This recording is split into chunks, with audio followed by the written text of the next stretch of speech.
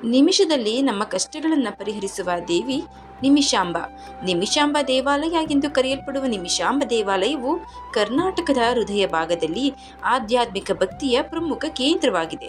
ಕಾವೇರಿ ನದಿಯ ದಡದಲ್ಲಿ ನೆಲೆಗೊಂಡಿರುವ ಈ ದೇವಾಲಯ ಭಗವಂತನ ಕೃಪೆ ಮತ್ತು ಆಶೀರ್ವಾದವನ್ನು ಬಯಸುವ ಭಕ್ತರ ಹೃದಯದಲ್ಲಿ ಪ್ರಮುಖ ಸ್ಥಾನವನ್ನು ಪಡೆದುಕೊಂಡಿದೆ. ಶ್ರೀರಂಗಪಟ್ಟಣದ ಕಡೆಗೆ ಸಾಗುವಾಗ ನಿಮಿಷಾಂಬ ದೇವಾಲಯವು ಅದರ ಪ್ರಶಾಂತ ವಾತಾವರಣ ಮತ್ತು ವಾಸ್ತುಶಿಲ್ಪದಿಂದ ಅದ್ಭುತವಾಗಿ ಕಾಣುತ್ತದೆ. ನಿಮಿಷಾಂಬ ದೇವಿಯನ್ನ ಶಿವನ ಪತ್ನಿ ಪಾರ್ವತಿ ದೇವಿಯ ಅವತಾರ ಎಂದು ಪರಿಗಣಿಸಲಾಗಿದೆ. ನಮಸ್ಕಾರ ಸ್ನೇಹಿತರೆ, ಎಲ್ಲರಿಗೂ ಮಾನು ಮನೋಜ್ ಕನ್ನಡ ಯೂಟ್ಯೂಬ್ ಚಾನಲ್ಗೆ ಸ್ವಾಗತ. ಇವತ್ತಿನ ವಿಡಿಯೋದಲ್ಲಿ ಪುರಾಣ ಪ್ರಸಿದ್ಧ ನಿಮಿಷಾಂಬ ದೇವಿಯ ದೇವಾಲಯದ ಮಹತ್ವದ ಬಗ್ಗೆ ತಿಳಿದುಕೊಳ್ಳೋಣ. ಮಂಡ್ಯ ಜಿಲ್ಲೆ ಶ್ರೀರಂಗಪಟ್ಟಣ ಐತಿಹಾಸಿಕ ಪುರಾಣ ಪ್ರಸಿದ್ಧ ಯಾತ್ರಾ ಸ್ಥಳ ಹಾಗೂ ಪ್ರವಾಸಿ ತಾಣಗಳಿಗೆ ಪ್ರಸಿದ್ಧಿಯಾಗಿದೆ. ಶ್ರೀರಂಗಪಟ್ಟಣದಿಂದ 3 ಕಿಲೋಮೀಟರ್ ದೂರದಲ್ಲಿ ಕಾವೇರಿ ನದಿ ತೀರದಲ್ಲಿ ಶ್ರೀ ನಿಮಿಷಾಂಬ ದೇವಸ್ಥಾನವಿದೆ. ಶ್ರೀರಂಗಪಟ್ಟಣ ಕ್ರಿಸ್ತಶಕ 1578ರಿಂದ 1617ರವರೆಗೆ ಮೈಸೂರಿನ ರಾಜಧಾನಿಯಾಗಿತ್ತು. ಆ ಸಮಯದಲ್ಲಿ ಮೈಸೂರಿನ ರಾಜ ಒಡೆಯರ್ರವರು ಶ್ರೀ ನಿಮಿಷಾಂಬಾ ದೇವಿಯನ್ನ ಪ್ರತಿಷ್ಠಾಪಿಸಿ ದೇವಸ್ಥಾನವನ್ನ ಕಟ್ಟಿಸಿದರೆಂಬ ಉಲ್ಲೇಖವಿದೆ. ಈ ದೇವಾಲಯದಲ್ಲಿ ಸೂರ್ಯದೇವ, ಗಣಪತಿ, ಶ್ರೀಚಕ್ರ ಸಹಿತ ಶ್ರೀ ನಿಮಿಷಾಂಬಾ ದೇವಿ, ಶ್ರೀ ಮುಕ್ತಿಕೇಶ್ವರ ಸ್ವಾಮಿ ಮತ್ತು ಶ್ರೀ ಲಕ್ಷ್ಮೀನಾರಾಯಣ ಸ್ವಾಮಿ ದೇವರುಗಳ ಸನ್ನಿಧಿಯನ್ನು ಕಾಣಬಹುದು. ಶ್ರೀ ಪರಮೇಶ್ವರನ ಆಜ್ಞೆಯಂತೆ ಸುಮನಸ್ಕನು ಪೌಂಡರೀಕ ಯಾಗವನ್ನ ಲೋಕ ಕಲ್ಯಾಣಾರ್ಥವಾಗಿ ಮಾಡಲು ನಿಶ್ಚಯ ಮಾಡ್ತಾನೆ. ಅದರಂತೆ ಯಾಗದ ರಕ್ಷಣೆಯ ಹೊಣೆಯನ್ನ ಸಾಕ್ಷಾತ್ ರುದ್ರರೂಪಿಯಾದ ಮುಕ್ತಕ ಋಷಿಗೆ ವಹಿಸ್ತಾರೆ. ಈ ವಿಚಾರವನ್ನ ಜಾನು ಮತ್ತು ಸುಮಂಡಲರು ಶ್ರೀಮಾನ್ ನಾರದರಿಂದ ತಿಳಿದುಕೊಳ್ತಾರೆ. ಹೇಗಾದರೂ ಮಾಡಿ ಈ ಯಾಗವನ್ನ ಕೆಡಿಸಲೇಬೇಕೆಂದು ತಮ್ಮ ಗುರುಗಳಾದ ಶುಕ್ರಾಚಾರ್ಯರಲ್ಲಿ ಮಂತ್ರಾಲೋಚನೆಯನ್ನ ನಡೆಸ್ತಾರೆ.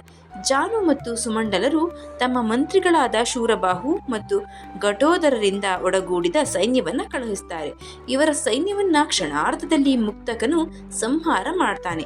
ಈ ಸುದ್ದಿಯನ್ನು ತಿಳಿದ ಜಾನು ಮತ್ತು ಸುಮಂಡಲರು ಕೋಪಗೊಂಡು ಸ್ವತಃ ತಾವೇ ಮುಕ್ತಕ ಋಷಿಯೊಡನೆ ಯುದ್ಧಕ್ಕೆ ಸನ್ನದ್ಧರಾಗ್ತಾರೆ. ವೀರಾವೇಶದಿಂದ ಯುದ್ಧವನ್ನು ಮಾಡ್ತಾರೆ. ಈ ಯುದ್ಧದಲ್ಲಿ ಮುಕ್ತಕನು ಸೋಲನ್ನ ಅನುಭವಿಸಬೇಕಾಗುತ್ತೆ. ಮುಕ್ತಕನಲ್ಲಿರುವ ಎಲ್ಲ ಅಸ್ತ್ರಗಳು ನಿಷ್ಪ್ರಯೋಜಕವಾಗುತ್ತೆ. ಯುದ್ಧದಲ್ಲಿ ಸೋತ ಮುಕ್ತಕನು ಪಾರ್ವತಿಯನ್ನ ಕುರಿತು ಪ್ರಾರ್ಥಿಸ್ತಾನೆ. ಕ್ಷಣ ಮಾತ್ರದಲ್ಲಿ ಪಾರ್ವತಿ ದೇವಿಯು ಯಜ್ಞಕುಂಡದಿಂದ ಆವಿರ್ಭವಿಸ್ತಾಳೆ.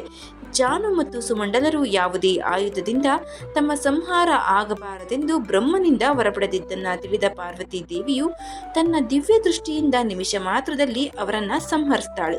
ಯಜ್ಞ ಪೂರ್ಣಗೊಳ್ಳುವಂತೆ ನೋಡಿಕೊಳ್ತಾಳೆ. ಇದರಿಂದ ಸಂತುಷ್ಟನಾದ ಮುಕ್ತಕ ಋಷಿಯು ಓ ಜಗನ್ಮಾತೆ ನಿಮಿಷಾಂಬ ಎಂಬ ಹರ್ಷೋದ್ಗಾರ ಮಾಡ್ತಾರೆ. ಅಂದಿನಿಂದ ಪಾರ್ವತಿ ದೇವಿಗೆ ನಿಮಿಷಾಂಬ ಹೆಸರು ಬಂತು. ನಿಮಿಷದಲ್ಲಿ ಆ ರಾಕ್ಷಸರನ್ನ ಸಂಹಾರ ಮಾಡಿದ ದೇವಿಯಾದ್ದರಿಂದ ನಿಮಿಷಾಂಬಳಾದಳು ಪಾರ್ವತಿ ದೇವಿ. ತ್ರಿಶೂಲ, ಡಮರು, ಅಭಯ ವರದಗಳಿಂದ ಶೋಭಿಸುವ ಶ್ರೀ ನಿಮಿಷಾಂಬಾ ದೇವಿಯು ಭಕ್ತ ಜನರ ಕಲ್ಪತರು. ಮುಗುಳುನಗೆ ಸೂಸುವ ಮುಖಭದ್ರ, ಏಕಾಸನದಲ್ಲಿ ಕುಳಿತಿರುವ ನಿಮಿಷಾಂಬ ಶ್ರೀಚಕ್ರಾಂಕಿತೆ. ಎದುರಿರಲಿರುವ ಶ್ರೀಚಕ್ರವು ಅಷ್ಟೇ ಪುರಾತನವಾಗಿರುವುದು ಶ್ರೀ ಕ್ಷೇತ್ರದ ವಿಶೇಷ. ಭೂಪ್ರಸ್ತಾರ ಕೃಷ್ಣಶಿಲೆಯಲ್ಲಿ ಕೆತ್ತಲ್ಪಟ್ಟ ಶ್ರೀಚಕ್ರವು ಏಕಮೇವ ಅದ್ವಿತೀಯ ಎನಿಸಿಕೊಂಡಿದೆ. ಶ್ರೀಚಕ್ರದ ಎಲ್ಲೆಡೆ ದಳಗಳಲ್ಲಿ, ತ್ರಿಕೋಣಗಳಲ್ಲಿ, ಭವನಗಳಲ್ಲಿ ಇರುವ ಬೀಜಾಕ್ಷರಗಳು ಜಗದಾಂಬೆ ಶ್ರೀ ನಿಮಿಷಾಂಬಾ ದೇವಿಯ ಪ್ರಸನ್ನತೆಗೆ ಕಾರಣ ಇದಾಗಿದೆ. ಇಲ್ಲಿನ ಶ್ರೀದೇವಿಯ ಮೂಲ ಮಂತ್ರಗಳನ್ನ ಹೊಂದಿರುವ ಶ್ರೀಚಕ್ರ ಅತಿ ವಿರಳ ಎನ್ನಲಾಗಿದೆ. ಕೇವಲ ದರ್ಶನ ಮಾತ್ರದಿಂದಲೇ ಭಕ್ತರ ಇಷ್ಟಾರ್ಥ ಈಡೇರಿಸುವುದಲ್ಲದೆ ಮನಸ್ಸಿಗೆ ಶಾಂತಿ, ನೆಮ್ಮದಿ ಪ್ರಾಪ್ತವಾಗುತ್ತದೆ. ಶ್ರೀ ನಿಮಿಷಾಂಬಾ ದೇವಿಯಲ್ಲಿ ಭಕ್ತಿಪೂರ್ವಕವಾಗಿ ಪ್ರಾರ್ಥನೆ ಮಾಡಿಕೊಳ್ಳುವುದರಿಂದ ಮದುವೆಯಾಗದವರಿಗೆ ಕಲ್ಯಾಣ ಭಾಗ್ಯವು, ಮಕ್ಕಳಾಗದವರಿಗೆ ಸಂತಾನ ಭಾಗ್ಯವು, ಆರ್ಥಿಕ ತೊಂದರೆಯಲ್ಲಿರುವವರಿಗೆ ಧನ ಧಾನ್ಯ, ಅನಾರೋಗ್ಯದಿಂದ ಕೂಡಿರುವವರಿಗೆ ಆರೋಗ್ಯ ಭಾಗ್ಯ ಹಾಗೂ ವಿದ್ಯಾರ್ಥಿಗಳಿಗೆ ವಿದ್ಯಾಭಾಗ್ಯವು ಪ್ರಾಪ್ತಿಯಾಗುತ್ತದೆ ಎಂಬುದಾಗಿ ಭಕ್ತಾದಿಗಳ ಇಷ್ಟಾಭಿಲಾಷೆಯನ್ನು ಪೂರೈಸುವ ಆರಾಧ್ಯ ದೈವ ಸ್ವರೂಪಿಣಿ ಶ್ರೀ ನಿಮಿಷಾಂಬಾ ದೇವಿ ಎಂಬುದು ಪ್ರಸಿದ್ಧಿಯಾಗಿದೆ.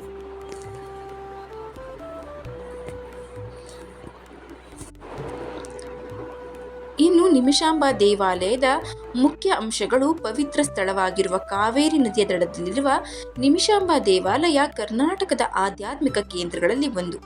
ಐತಿಹಾಸಿಕ ಮಹತ್ವ: 300 ವರ್ಷ ಹಳೆಯದಾದ ಈ ದೇವಾಲಯ ಕರ್ನಾಟಕದ ಶ್ರೀಮಂತ ಸಾಂಸ್ಕೃತಿಕ ಪರಂಪರೆಯ ಸಂಕೇತ. ಇದರ ವಿಶಿಷ್ಟ ವಾಸ್ತುಶಿಲ್ಪ ಮತ್ತು ರಾಜಗೋಪುರದ ಭವ್ಯ ರೂಪ ಇದನ್ನು ಆಕರ್ಷಣೆಯ ಕೇಂದ್ರ ಬಿಂದುವನ್ನಾಗಿ ಮಾಡಿದೆ.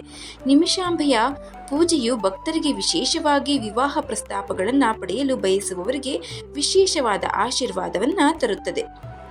ಇನ್ನು ನಿಮಿಷಾಂಬಾ ಜಯಂತಿ, ವಾಸವಾಂಬಾ ಜಯಂತಿಯಂತಹ ದೇವಾಲಯಗಳಲ್ಲಿ ವಾರ್ಷಿಕ ಉತ್ಸವಗಳ ಸಮಯದಲ್ಲಿ ಆಚರಣೆಗಳು, ಧಾರ್ಮಿಕ ಕಾರ್ಯಕ್ರಮಗಳು ವಿಜೃಂಭಣೆಯಿಂದ ನಡೆಯುತ್ತವೆ.